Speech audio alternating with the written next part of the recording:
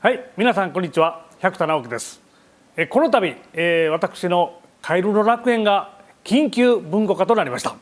通常文庫化というのは大体2年ないし3年なんですが、今回はもう1年余りで、文庫となりました。これはですね、もう何としても今日本が危機ですから、この本カエルの楽園をぜひ多くの人に、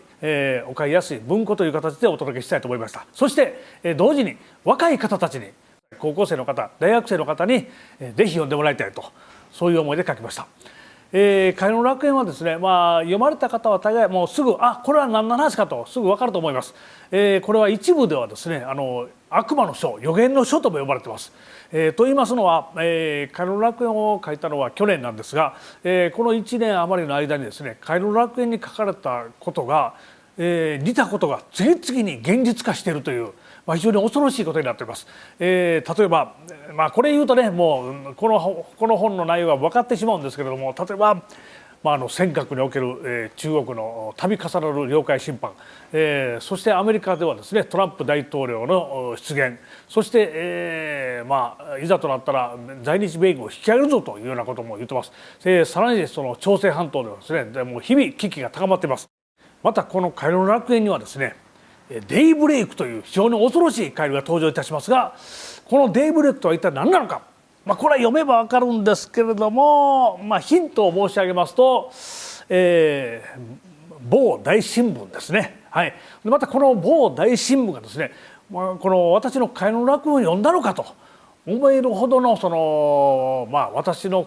本から抜き出したかと思えるような社説を書いております。はい、これは著作権違反じゃないかと私は思うんですけれども、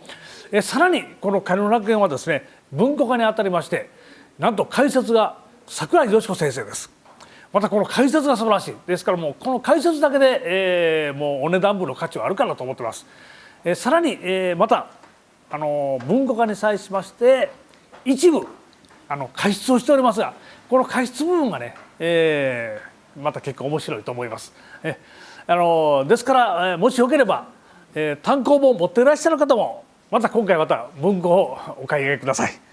そしてもう一つ皆様に素晴らしいお知らせがございます。と言いますのは、これじゃん見えますでしょうか。これはですね、カエルの楽園に登場するハンドレットというアホなカエルがおるんですが、このハンドレットのフィギュアです。アップしてください。この同じフィギュアがカエルの楽園の中のイラストでもあります。この素晴らしいフィギュアを抽選で1000名の方にプレゼントいたします。はい、これは海洋堂製作のフィギュアです。はい、これハンドレット。それでは皆さん、